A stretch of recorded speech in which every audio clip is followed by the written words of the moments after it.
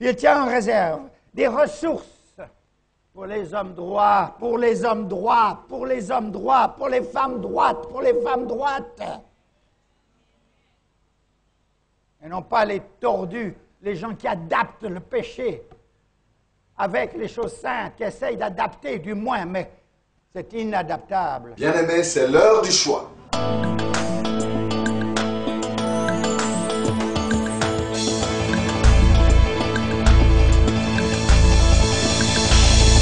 Au pied du Seigneur, je t'invite pour écouter la parole éternelle, car c'est l'heure du choix. C'est l'heure du choix. C'est l'heure du choix. C'est l'heure du choix.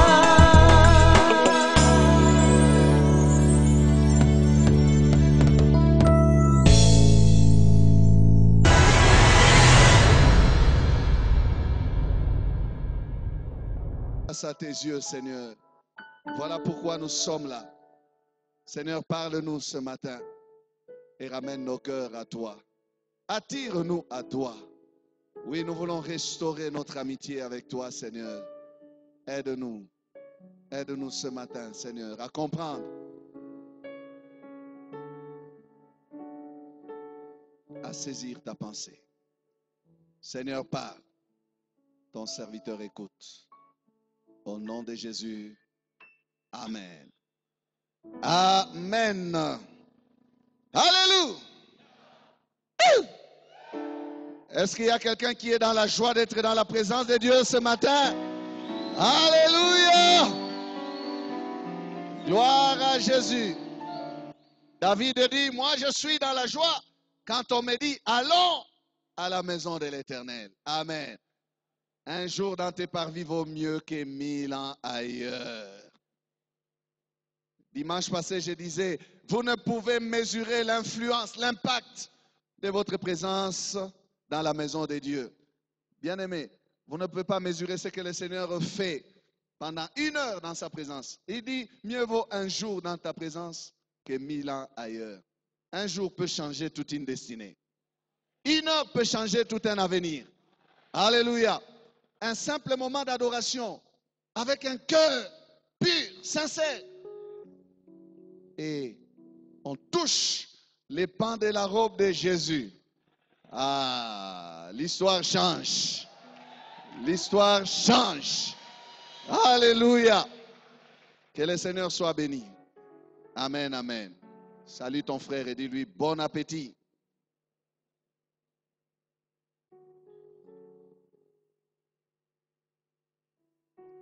Matthieu chapitre 3, premier verset jusqu'au 10e verset. Je vais lire pour nous tous. Ensuite, nous allons proclamer ensemble Zacharie 4, verset 10. Matthieu chapitre 3, premier verset au 10e. En ce temps-là, parut Jean-Baptiste, prêchant dans le désert de Judée. Il disait, repentez-vous, car le royaume des cieux est proche. Jean est celui qui avait été annoncé par Ésaïe le prophète lorsqu'il dit, c'est ici la voix de celui qui crie dans le désert. Préparez le chemin du Seigneur, aplanissez ses sentiers. Jean avait un vêtement de poil de chameau et une ceinture de cuir autour des reins. Il se nourrissait de sauterelles et de miel sauvage. Les habitants de Jérusalem, de toute la Judée et de tous les pays des environs du Jourdain se rendaient auprès de lui et confessant leurs péchés, ils se faisaient baptiser par lui dans le fleuve du Jourdain. Mais voyant venir à son baptême beaucoup des pharisiens et des sadducéens, il leur dit, race de vipères, qui vous a appris à fuir la colère à venir? Produisez donc du fruit digne de la repentance. et ne prétendez pas dire en vous-même, nous avons Abraham pour père. Car je vous déclare que de ces pierres-ci, Dieu peut susciter des enfants à Abraham. Déjà la cognée est mise à la racine des arbres. Tout arbre donc qui ne produit pas de bons fruits sera coupé et jeté au feu. Amen. Zacharie 4, verset 10, on y va à haute voix. Ceux qui méprisaient le jour, le faible commencement, se réjouiront en voyant les niveaux dans la main de Zorobabel. Amen. Bon appétit. Nous avons l'histoire de Jean-Baptiste, Jean le baptiseur, Jean l'immergeur. Jean est venu, bien-aimé, après un temps de silence. Plus de 400 ans, en Israël, il n'y a plus eu de voix pour parler au nom de l'Éternel. Pas de prophètes, aucune prophétie, aucun ainsi dit l'Éternel ne pouvait s'entendre durant les 5 derniers siècles de cette époque-là. Depuis Malachie jusqu'au jour de Jean, la parole de l'Éternel n'avait plus jamais été entendue. Malachie, le dernier prophète de l'Ancien Testament, avait été aussi le dernier prophète de l'Éternel pour son peuple. Il y a eu, c'est vrai, et il y a même parmi les écrits, des écrits qui datent de cette sombre période-là. Mais ces écrits n'ont pas d'inspiration. Ils ont été éliminés du canon juif parce que, n'ayant pas référence en matière d'inspiration, ni Jésus, ni les disciples, ses apôtres, donc les pères fondateurs de l'Église, n'ont fait référence à ces sources-là. Alors, c'était une période de silence. Dieu ne parlait plus à son peuple. Et lorsque nous lisons Malachie, nous voyons que la dernière parole de Malachie était que Élie allait venir. Malachie chapitre 4, versets 5 à 6. Voici, je vous enverrai Élie le prophète, avant que le jour de l'Éternel arrive, ce jour grand et redoutable. Il ramènera le cœur des pères à leurs enfants et le cœur des enfants à leurs pères, de peur que je ne vienne frapper le pays d'interdit. Amen. Malachie fait référence à Élie. Mais lorsque nous voyons la description de Jean-Baptiste, et quand nous entendons le témoignage que Jésus-Christ rend de Jean-Baptiste, Jésus lui-même dira que c'est Jean, l'Élie, qui devait venir. Bien-aimé, le témoignage de Jésus nous suffit. Et le témoignage de Jésus a valeur. Amen. A toute sa valeur. Et nous devons y accorder crédit. C'est Jean qui a marché avec l'esprit d'Élie. Il avait l'onction d'Élie pour accomplir ce que ces derniers prophètes de l'Ancien Testament étaient en train de dire. Jésus dira donc que c'est lui, l'Élie, qui devait venir. Et Jean vient avec cette mission que Malachie était en train de déclarer, ramener Israël à Dieu. Jean criait au désert, où il avait élu domicile. Il vivait au désert, se nourrissant de sauterelles et de miel sauvage. Il était vêtu, bien-aimé, d'un vêtement de poils de chameau avec une ceinture de cuir. Quelle sobriété! Aujourd'hui, non, un homme de Dieu de la trempe de Jean-Baptiste, avec le ministère que Jean-Baptiste a exercé. Quand Jésus parle de cet homme, il dit, qui donc êtes-vous allé voir? Est-ce qu'il était dans les palais des grands? Est-ce qu'il était grand parmi les hommes à la manière des hommes. Non, mais c'était un homme qui vivait une vie de dénuement, de simplicité. Amen. Jean-Baptiste. Cet homme avait une onction, bien-aimée, extraordinaire. Jean-Baptiste n'a pas opéré des miracles pour attirer des foules à lui. Mais Jean-Baptiste était un envoyé de Dieu. Il était le messager de Dieu. Et le peuple n'avait plus entendu un tel message. Après plusieurs années, le peuple avait soif d'entendre son Dieu. Et Jean-Baptiste est venu avec un message de la part de Dieu. Ésaïe avait parlé de lui. Bien-aimé, c'était l'accomplissement de la parole. Pas de pain à multiplier au désert pour que la foule vienne, mais un seul message. Et quel message? Quel message? La foule accourait vers Jean pour entendre la vérité. Jean n'était pas du genre à mâcher les mots, à cacher la vérité. Non, il disait au peuple la vérité. Bien-aimé, un prophète, c'est cela. Quand il dit un ainsi dit l'Éternel, il parle sans complaisance, parce que la chose vient de Dieu. Il n'avait pas de complaisance, Jean-Baptiste. Il ne cajolait pas ceux qui le suivaient. Les gens accouraient vers lui, mais il trouvait la vérité. Quand Paul parle de l'enseignement de Jean-Baptiste, ça se résume en un seul mot, la repentance. Son message était basé sur la repentance. En ce temps-là parut Jean. Il a commencé à dire au peuple, en ce temps-là parut Jean-Baptiste, prêchant dans le désert de Judée. Il disait, repentez-vous. Pourquoi? Car le royaume de Dieu est proche. Car le royaume des cieux est proche. Un seul message, un seul enseignement basé sur la repentance.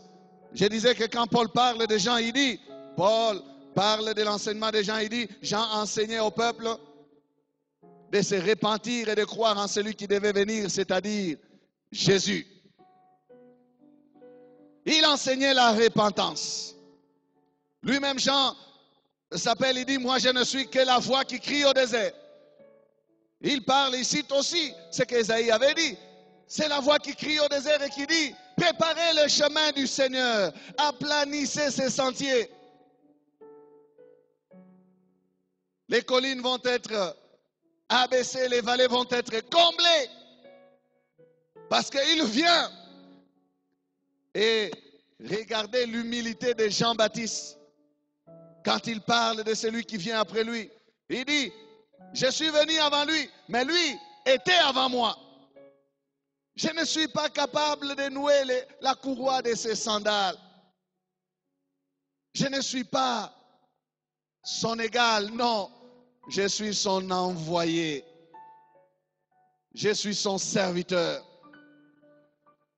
Je le précède pour annoncer qu'il vient. Et il voulait que le peuple écoute ce message et se prépare à recevoir celui qui venait après lui. Jean, c'était un précurseur, un bulldozer qui vient avant pour arranger la route, faciliter le passage de celui qui vient. Et celui qui vient, c'était celui qu'Israël attendait. Israël priait chaque jour que le Messie vienne, que le Messie vienne, que le Messie vienne. Israël voulait la venue du Messie. Et Jean est venu préparer le cœur d'Israël pour qu'il rencontre son Messie, son Dieu. C'est lui qui l'attendait depuis toujours. Tout le peuple accourait donc et chacun avait sa part. Quand nous lisons la parole de Dieu autour du personnage de Jean-Baptiste, nous voyons qu'il avait un message approprié pour chaque catégorie. Aux soldats, il disait, ne commettez ni extorsion, ni fraude envers personne. Contentez-vous de votre solde. Je crois que les soldats de tous les temps ont eu à avoir le même esprit. Aujourd'hui encore, ce message demeure. Aujourd'hui encore, ce message est d'actualité. On peut les crier encore à nos soldats. Je croyais entendre un amen. C'est un message qui est actuel. Amen. Aux publicains, les péagers, les douaniers, oh, leur esprit aussi est toujours le même. Depuis lors jusqu'à aujourd'hui. Il disait aux douaniers, aux publicains, n'exigez rien au-delà de ce qui vous a été ordonné. Respectez les guichets uniques.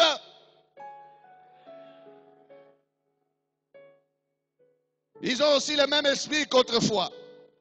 À la foule, il disait que celui qui a 2 tuniques partage avec celui qui n'en a point. Et que celui qui a de quoi manger agisse de même. La foule aussi a toujours le même esprit. L'égoïsme des individus. L'individualisme de nos sociétés. Pensons-nous aux voisins, bien-aimés. Pensons-nous aux frères, aux sœurs. Pensons-nous à l'autre. Non, celui qui a. Ça, c'est pour moi. Le message, c'est quoi? Regarde à tes côtés. N'y a-t-il pas assez de souffrance? Et n'es-tu pas là, à ces côtés-là, pour résoudre ces problèmes-là? Répondre. Ce message de cet homme bien-aimé nous concerne. Il est d'actualité. Amen. Même le roi Hérode a eu aussi sa part. Il disait à Hérode qui vivait dans une relation floue avec la femme de son frère. Il lui disait, il n'était pas permis de prendre la femme de ton frère. Hérode attendait pour se venger. Et vous savez que Hérode a été servi, il a trouvé l'occasion. Il a mis Jean en prison. Et le jour de la fête de Hérode, c'est la tête de Jean-Baptiste qui fera à ce que le prix soit payé. Ah, terrible. Jean va mourir. Vous pouvez vous poser des questions autour de cet homme. Comment a-t-il fini ainsi? Lui qui a prêché un message puissant. À un moment, il a été même découragé. Il a voulu à ce que le Christ fasse quelque chose. Lui aussi attendait le Messie. Il pensait que c'est celui-là qu'il avait présenté. Voici l'agneau de Dieu qui ôte les péchés du monde. Mais quand il est en prison, il est découragé. Il pense que non, celui-ci n'a pas apporté la révolution. Mais bien aimé, la révolution de Jésus était en marche. Sauf qu'elle ne concernait pas la politique de l'époque. Le Messie n'était pas venu pour chasser les Romains et chasser des hommes comme Hérode pour libérer les prisonniers comme Jean-Baptiste qui était en prison. Non, Jésus est venu libérer les hommes qui étaient emprisonnés par le péché. Il est venu d'abord travailler l'homme, tout l'homme, pour qu'il change. Et c'est là le but de ce message que Jean prêchait. Mais Jean, dans un moment de découragement, pensait avoir été abandonné. Mais il n'était pas abandonné. Amen. Le Seigneur connaissait et qu'il avait à quitter maintenant la scène de cette manière-là. C'était la souveraineté de Dieu. Dieu avait permis à ce qu'il quitte la terre de cette manière-là. Je parle de Jean-Baptiste. Amen.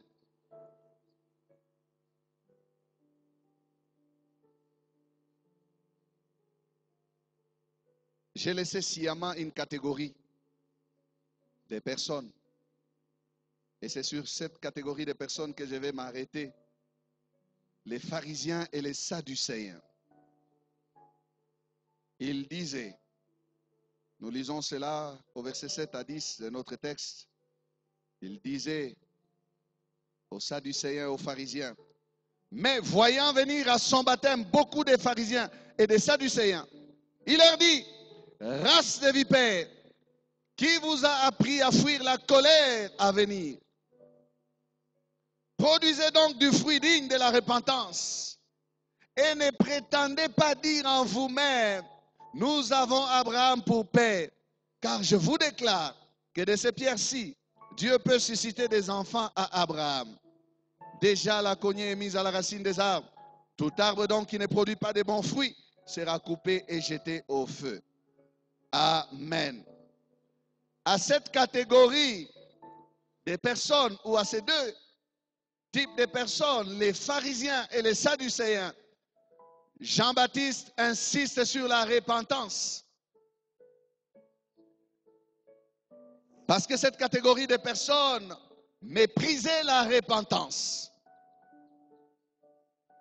Et si vous voulez un sujet, c'est celui-là. La repentance méprisée. Ce matin, bien-aimés, nous nous arrêtons sur la repentance. Ces hommes se disaient en eux-mêmes que nous sommes enfants d'Abraham. Nous n'avons pas besoin de la repentance. Cet homme crie, repentez-vous, repentez-vous, repentez-vous, repentez-vous. Mais il ne sait pas que nous sommes déjà dans le royaume.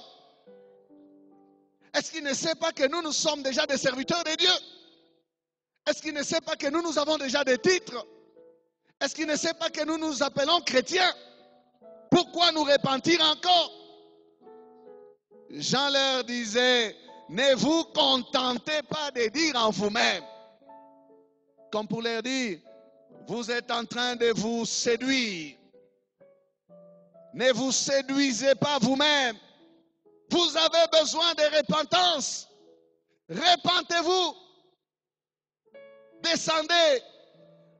Diminuez. Humiliez-vous. Mais ces hommes ne voulaient pas. L'orgueil de leur position, de ces deux groupes, les pharisiens et les sadducéens, c'était des partis. On peut les appeler aussi des partis. Des mouvements qui se mêlaient un peu de la gestion des choses publiques et des affaires religieuses en même temps.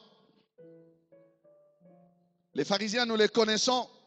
Lorsque nous lisons la parole de Dieu, Jésus les décrit comme des maîtres hypocrites. Des hommes qui veulent bien la rigueur de la loi, mais qui la veulent surtout pour les autres, pas pour eux-mêmes, parce qu'eux-mêmes vivent le contraire de ce qu'ils enseignent.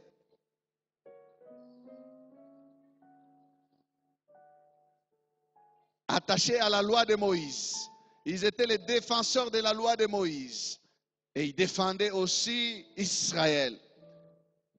De même que les Sadducéens. Mais la différence entre les Sadducéens et les pharisiens était plus doctrinale. Les uns croyaient à la résurrection des morts, les autres n'y croyaient pas. Les pharisiens croyaient à la résurrection, les Sadducéens n'y croyaient pas.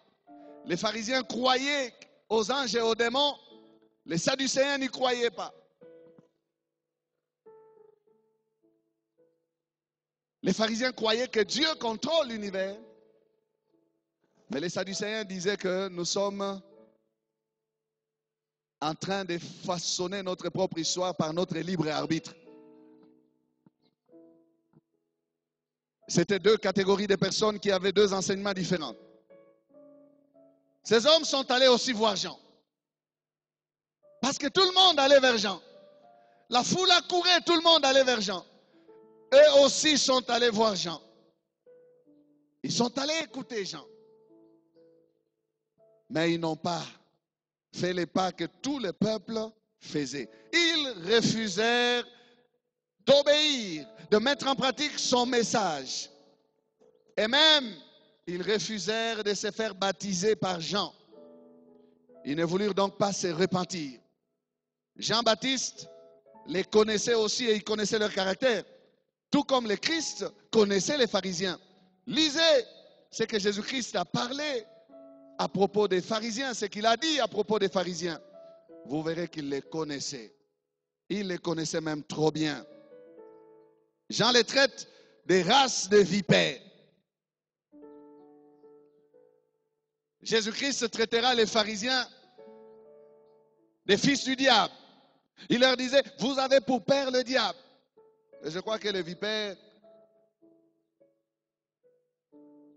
race des vipères, ce sont des serpents. Et les fils du diable sont issus aussi toujours des serpents. Les serpents anciens, c'est les diables. Donc les deux ont eu, bien aimé, la lucidité de voir l'état véritable de ces hommes-là. Ils avaient quelque chose de diabolique, tout en étant des religieux. Ils disaient, nous avons pour père Abraham. Mais Jésus dit, vous avez pour père le diable. Ils disaient, nous ne sommes pas des fils illégitimes. Nous ne sommes pas des fils illégitimes. Nous sommes des descendants vraiment. Chacun connaissait sa généalogie. Mais l'esprit qui les animait, c'était un esprit diabolique. Jean leur dit, ne vous contentez pas de dire que nous sommes fils d'Abraham.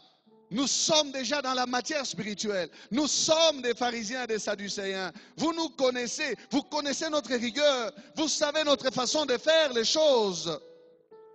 Nos mouvements sont bien implantés. Et nous servons le Seigneur tel que vous le savez. Vous voyez les ailes. Quand Paul parle des pharisiens, il dit, j'ai servi le Seigneur avec le zèle de mes pères. Le zèle des pharisiens était connu, ils étaient zélés pour la loi. Nous sommes fils d'Abraham. Mais le message des gens bien-aimés n'était pas un message qui venait reconnaître ce que les hommes étaient, pour les maintenir dans ce qu'ils étaient. Non, Jean étant un précurseur, ne tenait pas compte du passé. Mais Jean est venu préparer le peuple à entrer dans un meilleur futur. Un futur qui était proche. Bientôt, très bientôt, le Messie, celui que vous avez attendu des siècles durant, sera là. Préparez vos cœurs.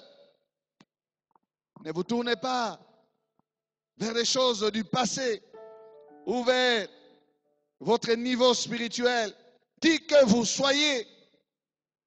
Dans son message, le niveau spirituel ne pouvait en aucun cas intervenir. Jean a apporté un nouveau message pour un nouveau départ. Un nouveau message pour un nouveau départ. Repentez-vous, car le royaume des cieux est proche. Le royaume des cieux est proche. Cette repentance, bien-aimée, était un signe d'adhésion au plan que Dieu avait pour son peuple. C'est lui qui s'est repenté et se faisait baptiser. Disait, j'accepte d'entrer dans le plan que Dieu a pour son peuple. J'accepte de devenir un adepte du Messie qui vient. Ce baptême était un engagement au plan que Dieu avait sur Israël. Celui qui s'est repenti se disait prêt à recevoir le Messie que Jean annonçait. Et au-delà du Messie, c'était donc tous les plans de Dieu sur Israël qu'il acceptait. C'est pour cela que Jésus-Christ lui-même va accepter de se faire baptiser par Jean. Jésus étant issu d'Israël, ne devait pas se mettre à l'écart. Comme pour dire, je suis spécial, je ne suis pas d'Israël. Non. Le plan que Dieu a pour Israël me concerne aussi. Jean-Baptiste va refuser de baptiser Jésus, il va résister. Mais Jésus-Christ lui a dit, laisse faire ce qui est convenable. D'autres versions parlent de laisse faire ce qui est juste. Il était juste que même lui, le Messie, adhère au plan que Dieu avait pour son peuple. Parce que lui-même étant issu de la tribu de Juda, il fait partie du peuple d'Israël. Il ne pouvait pas se mettre à l'écart. Ça n'allait être que de l'orgueil. Vous savez, pour Jean-Baptiste, Jésus était exempté de son baptême. Pourquoi? Parce que c'est lui le Messie. C'est lui qui l'annonce. C'est lui en qui le peuple d'Israël doit croire. Mais comment Jean était troublé? Comment lui-même aussi va maintenant être baptisé par moi? Ça, c'est l'humilité du Seigneur Jésus-Christ. Il dit, laisse faire ce qui est juste. Et aux yeux de tous, bien-aimés, il fallait qu'il glorifie aussi celui qui était dans les cieux par son obéissance, mais aussi pour attester la valeur même du ministère de Jean. Pour dire que je reconnais que tu es envoyé par mon Père. Tu es venu faire ce que mon Père t'a envoyé faire. Moi-même, je fais partie de ces plans-là. Et imaginez, sans le baptême de Jésus, les cieux ne pouvaient s'ouvrir. Le Saint-Esprit ne pouvait descendre sur Jésus et les cieux ne pouvaient pas témoigner de Jésus en présence de tout Israël. La voix se fit entendre du ciel ce jour-là. Celui-ci est mon fils bien-aimé en qui j'ai mis toute mon affection. Les hommes ont entendu ce témoignage. Bien-aimé, Jésus savait que ce que tu es en train de faire, tu le fais pour moi, c'est vrai. Mais moi-même, je suis une partie intégrante. Je suis là-dedans. Laisse faire ce qui est juste. Jésus a glorifié son Dieu en obéissant au baptême des gens. Mais écoutez ce que Jésus-Christ va dire. Lui, le Seigneur, il parle des scribes, des pharisiens, il parle des pharisiens, des docteurs de la loi et des autres qui ne se sont pas fait baptiser par Jean. Nous prenons une portion dans Luc 7, 29 à 30. Et tout le peuple qui l'a entendu, et même les publicains,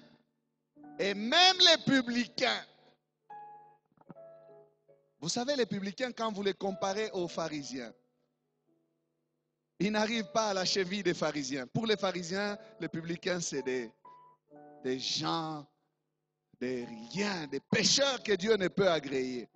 Donc, quand vous lisez comme ça, quand Jésus dit, et même les publicains ont justifié Dieu en se faisant baptiser du baptême des gens. Mais, verset 30, les pharisiens et les docteurs de la loi, en ne se faisant pas baptiser par lui, ont rendu nul à leur égard le dessein de Dieu. Amen. Ils ont rendu nul à leur égard le dessein de Dieu. Donc, ils ont en fait empêché la main de Dieu de continuer à leur faire du bien selon son plan. Ils se sont mis à l'écart du plan que Dieu avait pour son peuple. Alors, quand je médite sur ce texte, bien-aimé, je comprends que la difficulté des pharisiens de croire n'a pas commencé au temps de Christ. Mais ils ont eu en fait à poser des actions dont ils ont récolté les fruits par après. Ils ne pouvaient pas croire parce qu'ils n'étaient pas dans le plan. Ils ne faisaient pas partie du plan. Ils se sont exclus du plan. Quand le chemin était en train d'être balisé, la voie était en train d'être arrangée, et ils se sont mis à côté en observateur avec des bics rouges pour juste côté. Quand vous lisez ce texte dans sa suite, Luc 7, vous voyez Jésus dit, à qui comparerai-je cette génération? Il dit, il parle de Jean et il parle de lui. Il dit, Jean est venu, ne mangeant pas et ne buvant pas. Ils ont dit, c'est un démon. Ils l'ont coté, démon. Le Fils de l'homme est venu, mangeant et buvant. Ils ont dit, c'est un ami des gens de mauvaise vie. Non, lui aussi, nous n'adhérons pas. Nous n'adhérons pas chez lui, comme nous n'avons pas adhéré chez Jean. Et une fois, Jésus va leur poser la question. Les baptêmes des gens, d'où vient-il? Des dieux ou des hommes? Écoutez l'embarras des pharisiens. Si nous disons qu'il vient de Dieu, nous ne nous sommes pas fait baptiser. Donc, faux. Si nous disons qu'il vient des hommes, tout le peuple s'est fait baptiser.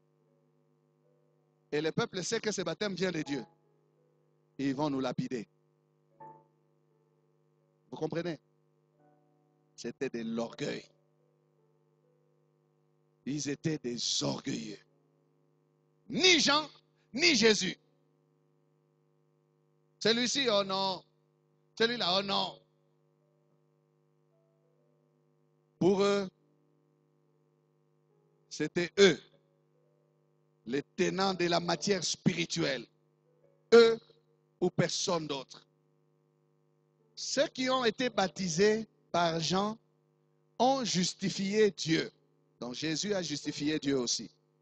Ceux qui ne se sont pas fait baptiser par Jean ont rendu nul à leur égard le dessein de Dieu. Nous comprenons pourquoi ils ne vont pas reconnaître le Messie après. La cause, c'est quoi? Ils méprisaient la repentance. Ces hommes n'étaient pas en mesure de se laisser courber, de se laisser briser, Ils n'avaient pas ce cœur contrit, cet esprit brisé qu'exige, bien-aimé, la parole de Dieu pour accéder aux choses de l'esprit. Remplis d'orgueil, et ils jugeaient les autres. Frères et sœurs, toute vie chrétienne véritable commence par la repentance. La repentance. On ne peut pas devenir chrétien sans s'être repenti. On n'entre pas dans le royaume comme si c'était, bien-aimé, au marché. Non. Ça commence par la repentance et par la foi. La repentance et la foi sont les deux jambes du salut. Amen. Repentez-vous et croyez. Voilà le message. Jésus-Christ lui-même, quand il viendra après Jean, il parlera aussi, il dira, repentez-vous. Les apôtres prêcheront aussi la repentance. Pierre, le jour de Pentecôte, il dit, repentez-vous.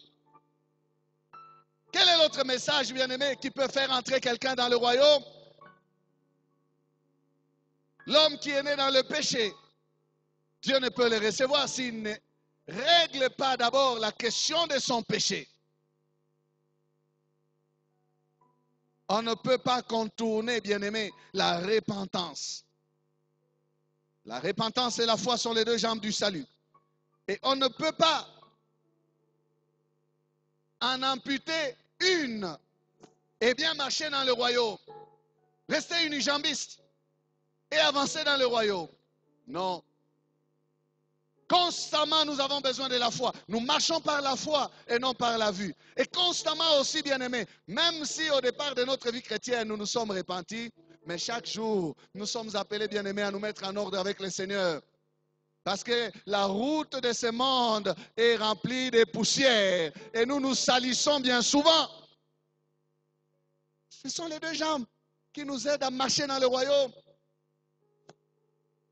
Amputez une et vous n'avancez pas convenablement. Paul a prêché la repentance partout où il passait. Actes chapitre 26, verset 20, il est dit, à ceux de Damas d'abord, puis à Jérusalem, dans toute la Judée et chez les païens, j'ai prêché la repentance et la conversion à Dieu. La repentance donc est la foi. Avec la pratique d'œuvres dignes de la repentance. Partout, dans toute la Judée et chez les païens, j'ai prêché la repentance et la conversion à Dieu. Avec la pratique d'œuvres dignes de la repentance. Ne méprisons pas la repentance. Dites à votre frère, ne méprisons pas la repentance. Nous voulons bâtir comme au temps où Jean annonçait, bien-aimé, c'était le temps des faibles commencements. Personne n'avait encore connu le Messie, mais le travail de préparation se faisait. Parce qu'ils ont méprisé la repentance, ils n'ont pas su se construire un dessein glorieux. Les pharisiens et les sadducéens, ils ont rendu nul à leur égard les desseins de Dieu. Tu veux marcher dans le royaume, tu veux être un bon chrétien, ne méprise pas la repentance. Le mépris de la repentance bloque toute la vie. Plusieurs reportent leur repentance. Je parle de la première, celle où le cœur est brisé, où l'homme baisse les armes, ses armes, où l'homme considère que sa justice est nulle et qu'il est un pauvre pécheur perdu, un homme nu, aveugle, plongé dans la boue du péché et qu'il a besoin d'un sauveur. Il doit crier au secours pour que le Seigneur vienne à sa rescousse et qu'il lui tienne la main et le fasse sortir de cette boue-là. Plusieurs repoussent et reportent cette repentance. Mais la Bible dit, aujourd'hui est le jour du salut. Quand vous entendez sa voix, n'endurcissez pas votre cœur. Il ne faut pas reporter pour dire, je m'arrangerai avec Dieu demain, je m'arrangerai demain. Oh, j'ai été touché par ce que le frère disait là. Quelqu'un allait au culte. Il allait dans une église. Il dit, je dois aller vite à l'église. Il veut descendre. Il a été renversé. Ce matin, aujourd'hui, pas hier, aujourd'hui. Tu quittes ta maison, tu dis, je vais à l'église. Mais en chemin, quelque chose se passe, tu n'arrives pas à l'église. Pourquoi l'homme doit-il se confier dans lui-même, en lui-même, dans sa force, dans ses capacités? Dieu dit que l'homme n'est que chair et dans ses narines, il n'y a qu'un souffle. Amen. Aujourd'hui, si vous entendez sa voix, n'endurcissez pas votre cœur. Je sais qu'il y a quelqu'un qui doit se mettre en ordre avec le Seigneur aujourd'hui. Pas demain. Amen. Pas demain. Le manque de repentance est un mal grave qui mène à la mort. Pourtant, ce n'est pas le souhait de Dieu. Dieu ne veut pas que l'homme meure sans le rencontrer. Non. 2 Pierre 3, verset 9. Le Seigneur ne tarde pas dans l'accomplissement de la promesse, comme quelques-uns le croient. Mais il use de patience envers vous, ne voulant pas qu'aucun périsse, mais voulant que tous arrivent à la repentance. Amen. Si tu vis jusqu'aujourd'hui, cette parole te dit que tu vis pour que tu parviennes à la repentance. Malgré tous les avortements que tu as commis, malgré les empoisonnements, les massacres, les mâles, les crimes, les vols, les impudicités, les adultères, toi-même tu es conscient que tu devais mourir depuis longtemps. Mais si tu tiens encore, le but c'est l'amour de Dieu. Dieu t'aime. Il ne veut pas ta mort, mais il veut que tu parviennes à quoi? À la repentance. Dieu veut que tu abandonnes. Paul dit, j'ai prêché la repentance avec la pratique des œuvres dignes de la repentance. Jean-Baptiste dit, produisez donc des fruits dignes de la repentance. Bien-aimés, on ne se limite pas à se repentir. On doit aller plus loin, produire des fruits dignes de la repentance de quelqu'un qui a abandonné le mal. Maintenant, il fait le bien. Amen. Quelqu'un a dit que lorsque les chats se convertissent, ce sont les souris qui sont les premières à le savoir. N'est-ce pas? Alors vous avez vos souris quelque part? Elles doivent savoir. Devenez gentils avec elles. Laissez-les vivre. Ne les poursuivez plus. Est-ce que je parle à quelqu'un? Le manque de repentance, bien-aimé, est un blocage. Même vis-à-vis de la bénédiction.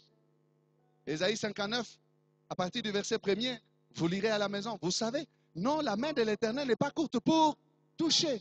Mais il dit quoi? Ce sont vos péchés, ce sont vos crimes qui mettent quoi? Une barrière. Une vie où on n'exerce pas la repentance.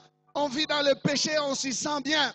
On empêche la main de Dieu de nous visiter. On empêche la main de Dieu de nous bénir. On empêche le Seigneur d'agir. Le péché crée une séparation entre l'homme et son Dieu.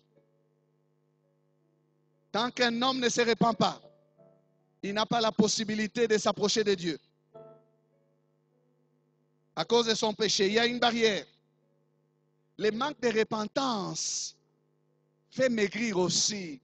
Certaines personnes sont méchantes, non pas à cause des problèmes qu'elles ont, parce qu'elles manquent ceci ou elles manquent cela, non. C'est tout simplement les problèmes qu'elles ont avec Dieu. Leur conscience est troublée. Et ça leur donne mauvaise attitude envers leurs semblables. Ça leur donne mauvaise mine. Le fils du roi, à cause de sa convoitise, il maigrissait chaque jour. Amnon, son nom. Il aimait sa sœur, mais il n'avait pas moyen de l'approcher. Il maigrissait. Son ami rusé lui a dit, mais toi qui es fils du roi, pourquoi tu maigris tous les jours? Il y a comme ça des gens, fils du roi, mais ils maigrissent. C'est à cause du péché. Il maigrit parce qu'il a toujours des mauvais plans dans son cœur. Il n'a pas la joie, il n'a pas à bénéficier de tout ce que son père met à sa disposition selon ses droits. Mais il convoite ce qui lui est interdit. Ça le fait maigrir. Le manque de repentance, bien-aimé, permet même au diable de dominer certaines vies. Il y a certains démons qui sortent lorsque la personne confesse. Elle donne du travail aux intercesseurs, elle donne du travail aux frères. Au nom de Jésus, au nom de Jésus, le démon tient tête. Parce qu'il se sent dans ses droits. Il dit, cette personne me reçoit, m'invite, me cajole et il s'attache à moi tellement qu'il ne veut pas me lâcher. Le manque de repentance donne au diable même le droit de dominer certaines vies. Ce démon-là se sentira impuissant lorsque la personne va confesser. Amen. Confesser son péché, se repentir sincèrement, sérieusement. Alors vous verrez sa délivrance aussi poindre à l'horizon. Amen. La repentance est importante. La repentance est un changement de mentalité. Une décision ferme que l'on prend vis-à-vis du péché. On comprend que le péché est mauvais. Il est laid. Il n'est pas beau, il est laid. Vilain.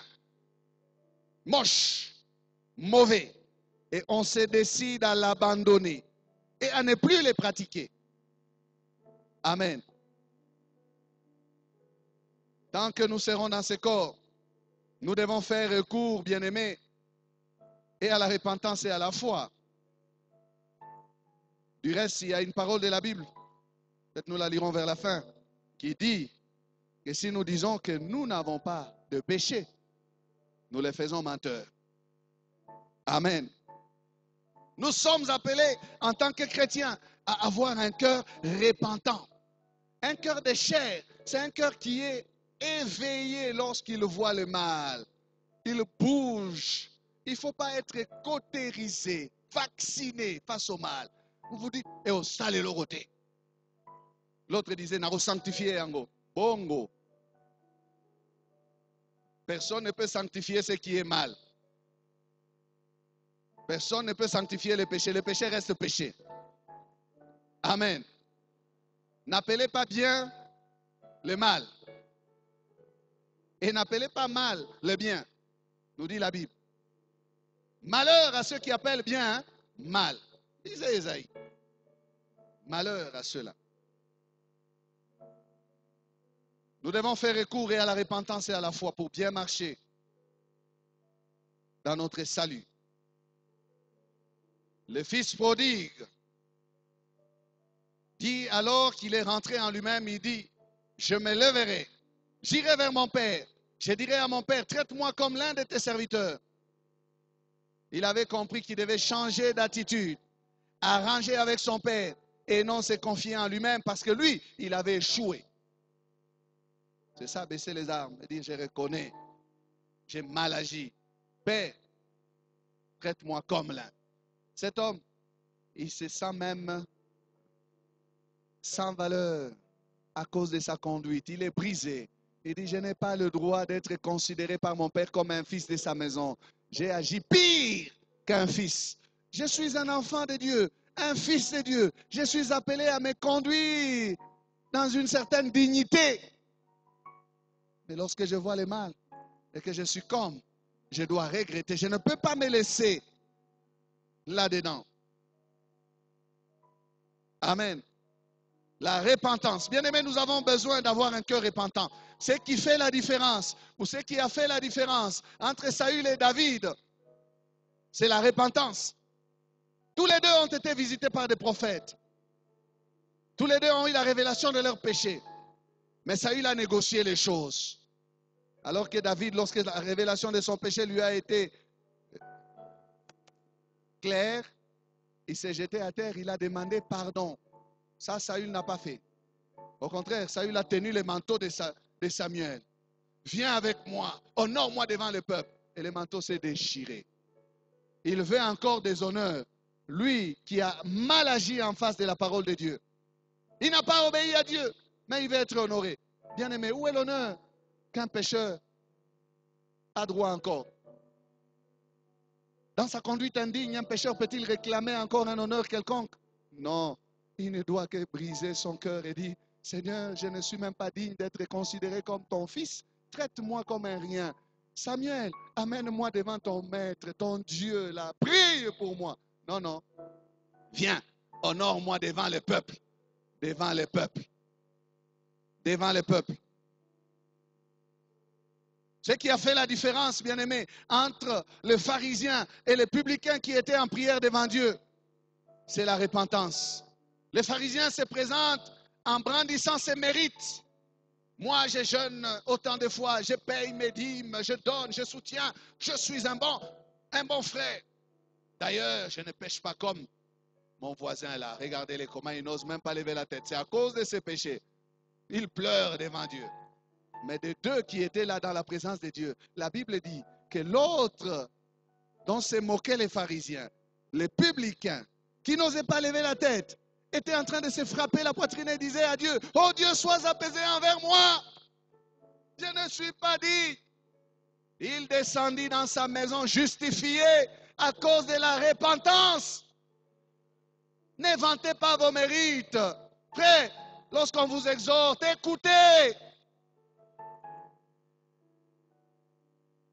Toujours des justifications. Toujours, oh non, vous savez, j'ai fait cela parce que à cause de... moi, je pense que non, je n'ai pas tellement tort. Hein, écoutez, oh, arrête. Répands-toi. Répands-toi. Ne méprise pas la repentance. Ce qui a fait la différence, bien-aimé, entre les deux brigands qui étaient l'un à gauche et à la droite de Jésus, c'est la repentance. L'un voulait la solution, qu'on mette fin à sa souffrance, mais l'autre reconnaissait qu'il souffrait justement. Voilà le cœur brisé. Ce n'est que justice. Moi, je suis un vrai fakwa. Mouyibi. On m'a mis là parce que j'ai volé. Il reconnaît ses péchés. Mais l'autre là, il dit, tu te dis que tu es un Seigneur, un Messie, un Sauveur. Mais descends et puis aide-nous à descendre. Donc calme mes souffrances, calme mes douleurs, change ma condition. Mais où est la repentance? Tu veux que ta situation change? Commence par reconnaître que tu es dans une mauvaise position. Amen. Qui a eu raison ce jour-là? C'est celui qui reconnaissait qu'il souffrait à cause de son mal. Jésus lui dit, ce soir même, tu seras avec moi au paradis. Quelle promesse! Bien-aimé, ça peut nous coûter notre dignité vis-à-vis des hommes, mais ça nous amènera à recevoir des meilleures promesses de la part du Seigneur. Ça nous amènera à rétablir la communion avec notre Dieu. Ça peut nous créer la honte devant les autres. Le fait de reconnaître que je souffre justement. Mais Dieu aime ces cœurs-là. Amen. Ce qui fait la différence entre Pierre et Judas, c'est la repentance. L'un a renié le Seigneur 3 fois, l'autre a vendu le Seigneur. Mais celui qui a vendu le Seigneur, il a souffert des remords et il s'est éloigné du Seigneur. Celui qui a renié le Seigneur a croisé le regard du Seigneur et son cœur s'est déchiré. Il est sorti, il pleura amèrement. Pierre a été ainsi récupéré à cause de la repentance. Amen. La repentance. La repentance.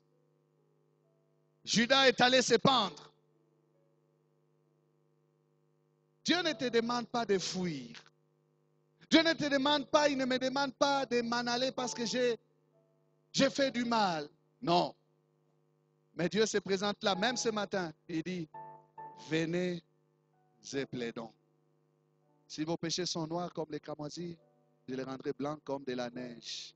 S'ils sont rouges comme de l'écarlate, je les rendrai blancs comme de la laine.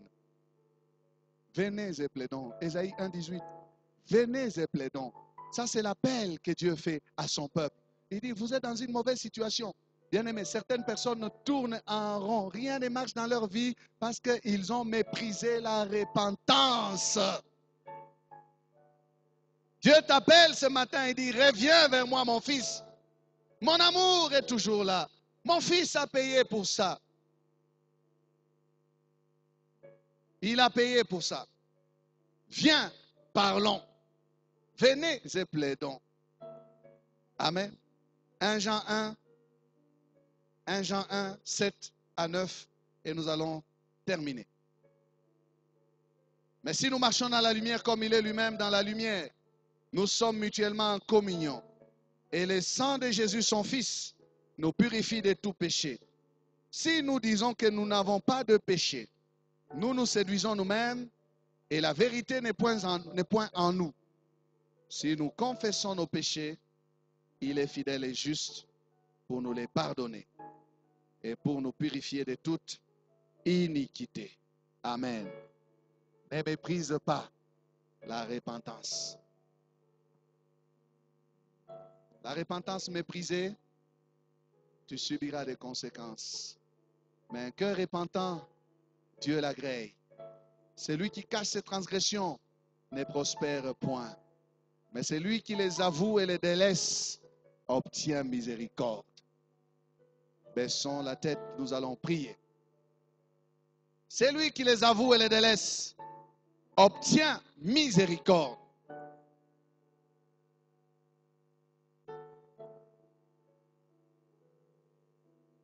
Le Seigneur t'a parlé. Ton cœur est touché. Il y a quelque chose que tu as arrangé avec lui. N'attends pas. Mets-toi debout, commence à lui parler. Dis-lui, Jésus, je viens. Je viens à toi tel que je suis.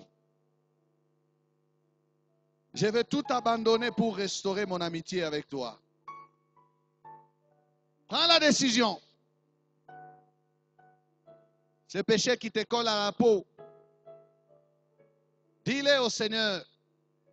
Il n'est pas fort. Il n'est pas plus fort que le sang de Jésus.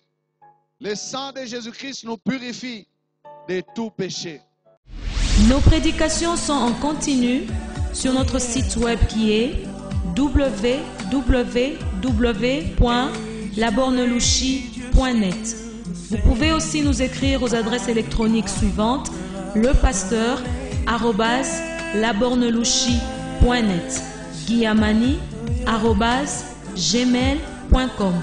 Pour toutes vos requêtes, écrivez-nous à l'adresse électronique suivante: requêtes@labornelouchi.net. Et si vous désirez nous contacter, appelez-nous au numéro suivant: 099 99 56 891.